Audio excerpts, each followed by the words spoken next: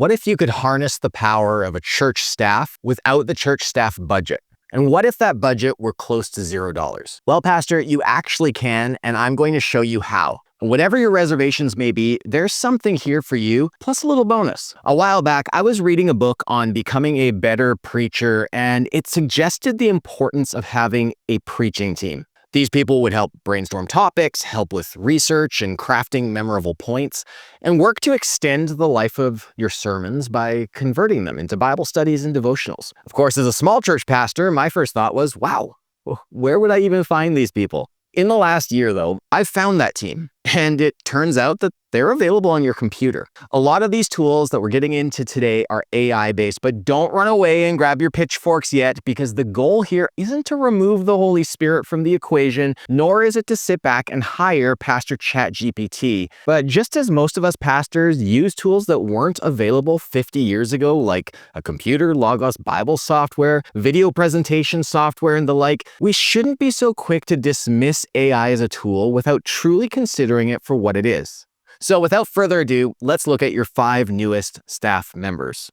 Staff member number 1, the guy down the hall. See, before taking on this small solo pastorate, I was the music pastor at a multi-staff church of 600 people. And I remember how amazing it would be to be working on a devotional or a sermon when I was given the opportunity to preach anyways, and being able to walk down the hall to another pastor's office and just bounce ideas off of him. Now, sure, I've got my wife, but she's not always available and she's pretty busy with her own responsibilities. But wow, has it been amazing to utilize AI chatbots in this role. Here are 2 big ways that they're changing the game for me and stepping in as the guy down the hall. Firstly, when I just can't get the right wording, whether it's crafting my sermon's bottom line or trying to find a more memorable way to express point number 3, I found tools like Microsoft Copilot extremely helpful. Let's look at crafting a memorable bottom line as an example. To do this, I'll first write my sermon outline draft, and then I use this prompt. Provide me with 10 short, memorable, and actionable bottom line statements for my Christian sermon.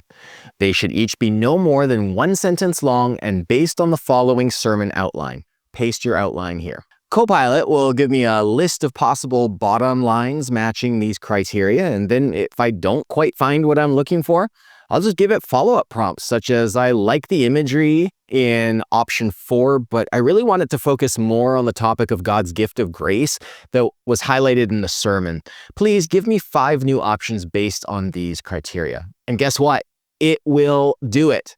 Now, a note for all of you, I will have all of these prompts in the description of this video, so don't worry about needing to pause this and write it all down. It'll be there for you. So let's get on to number 2. The second way I use AI as the guy down the hall is with segues. See, I think it's really important to tie the gospel and an opportunity to give one's life to Jesus into every sermon. But the reality is that it has often come as an afterthought for me, or it ends up feeling pigeonholed into my sermon structure. What I've begun doing in the past few months is to use a placeholder such as gospel here in my sermon outline. I'll then open Copilot, Gemini, GPT, or DeepSeek and use this prompt. In my Christian sermon outline where I've written gospel here, please provide me with a succinct and meaningful segue from my sermon into presenting the gospel and providing an opportunity for salvation. Often I'll also add and then provide a segue back into the remainder of my message, since I've been trying to put the gospel in the center instead of making it feel like a tag on. Now understand here, I don't copy and paste this into my message, at least not usually, but I do use it as a starting point and then I edit it and refine it as necessary. But we're not done yet. I've got tools that step into the shoes of more than just that guy down the hall, and this next one continues in the vein of AI. But know this, I actually do have one coming up for the AI haters, and you guys are going to love it too, so stick with me. Staff member number 2, the guy you get to write copy based on your sermon. Whether it's a blog post, a description for your podcast, a 5-day devotional, or a Bible study based on Sunday's sermon, this tool I'm going to talk to you about right now has you covered. I'd say it's easily saved me personally over about 2 hours a week. And that tool is a website called pastors.ai. Specifically, I'm looking at the free version of that tool here, but feel free to look at the more expensive ones too. The beauty of pastors.ai is twofold. One, it analyzes your church service live stream or your sermon video upload, and it creates the content based on what you preached. Two, it's been trained and refined on church ministries around the world, so it's far less prone to weirdness, if you will. My church, as I said, uses the free version, which gives us 4 sermons a month that can be indexed. I just plug in the live stream link into their system, and about 15 minutes later, I get an email letting me know that the chatbot's been created for that sermon. Then I ask it to create a 5-day devotional, a Bible study, a blog post with title and description for our sermon podcast, and I look over what it provides, make the edits as necessary before sending the information on to the appropriate places. I'll often also ask it to provide me with sermon clips for social media and a relevant description for each post. Now, in the free version, it's just going to find you some time codes and your sermon quote or a summary of your sermon quote, but then I can overlay that on a screenshot from the sermon video and just post it to our church socials. It's great. Now, are you ready for 2 of the most controversial staff members before we move on to the final non-AI one? Then here we go. Staff number 3 is your research assistant. Think about this. What if your church could afford to send your sermon topic and the direction you want to take to a person who could collate all the relevant passages, dominant theological positions, possible applications, as well as suggesting direction for illustrations to use? Well, the fact is that you can once again utilize just a standard chatbot in this way. You can feed it as much information about things like your sermon topic, denomination, points you feel relevant, your Bible passage, all these things. Maybe even just upload your sermon outline and then ask it for whatever information you want it to give you. Again, I'm always careful to ask it to provide links to its sources so I can double check what it's saying and so that I can do my own further research. How deep you want to go with this is totally up to you, but I know it's helped me get out of a few jams where I just couldn't think of these things in the past, and I suggest you give it a try. With that, let's move on to staff member number 4, which is a graphic designer. Now, AI image generation is a hotly contested area, and for good reason. There's ethical issues that some people raise that may or may not be relevant. And if you're completely against the idea, then you'll still want to stick around to find out about the final staff member who may just change the way you manage your time. But here, we're talking about having AI provide you with images, custom images.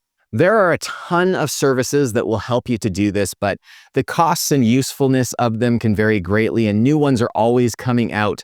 In that, I also have some caveats for you. But first, let me tell you the AI service I've been using, which is artspace.ai.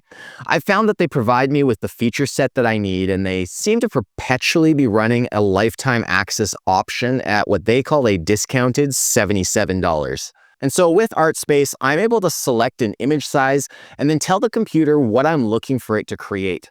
Now, I will be honest, I have found that most of these art services, even the big guys, sometimes provide less than stellar results and other times fantastic results. But Artspace does have a good database of how-to articles, and they have features in their advanced tab that will usually allow me to work with the system to get some pretty good results. Well, just as I've been editing this video, Google went and surprised me with a new release of something called Nano Banana. The name is terrible, but you'll be amazed with the functionality that they've added in here. And the best part is it's absolutely for free. It's one of the first image generation softwares I've seen that works really well with text. And you can work on one thing followed by another thing followed by another thing. I think I'm going to end up doing a deep dive into this tool specifically in the future. But until then, I recommend not only that you check out Artspace, but also that you check out this AI studio that Google has released. And as with everything else in this video, there will be a link down in the description. So let's get into my caveats. I think they're actually best presented as the rules for AI. First, triple check everything. If there's text, does it actually say what you asked it to say? Does anyone have 3 arms or an extra finger on their hand? Number 2, use it sparingly. This isn't a tool to use to illustrate every point that you can think of. Instead, ask yourself, what 1 or 2 places in my message might it be helpful to have a custom image to go along with my point? And thirdly, and most importantly, find a couple of Gen Z or even Gen Alpha congregants to review the image and give you their impressions on how cringe the artwork is. Sometimes they think it's great. Sometimes they think it should be thrown in the dustbin. Be sure to listen to them because they're usually right. All right, those were my AI staff members, but I do have one more service for you that has solved a world of problems for me. And best of all, like I said, it's not even AI. That brings us to staff member number 5, your personal assistant. I use my Google Calendar religiously to block things off and to set things out for where I'm going with my day, which is fairly important for this tool I'm going to be telling you about. The reason is we're going to streamline creating meetings and giving reminders of those meetings. For this, I use a service called TidyCal.com, which is a direct competitor to another service I used to use called Calendly.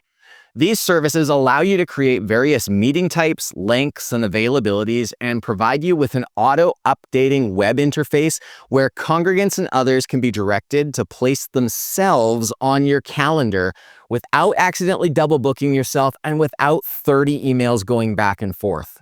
These websites also have options for creating meeting polls where multiple people can weigh in on which dates and times will work best for a meeting, and then allow you to pick the best option that the most people will be available at and send it out to everyone. Additionally, I've really found the feature helpful where it will send out email reminders automatically before the meeting. This has really helped to cut down on the number of no-shows for the meetings that are on my calendar. Now, let me tell you why I switched from Calendly to TidyCal, and the reason is simple, it's the price.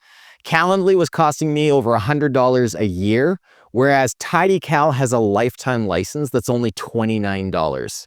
The math is pretty simple there, and honestly, the features that most pastors will use are pretty on par between the two. So whether you're an avid AI user or technology averse, I want to hear from you. What are your favorite tools to help fill the gaps that not having the resources to hire more staff can create? How are you using AI to increase your church's productivity?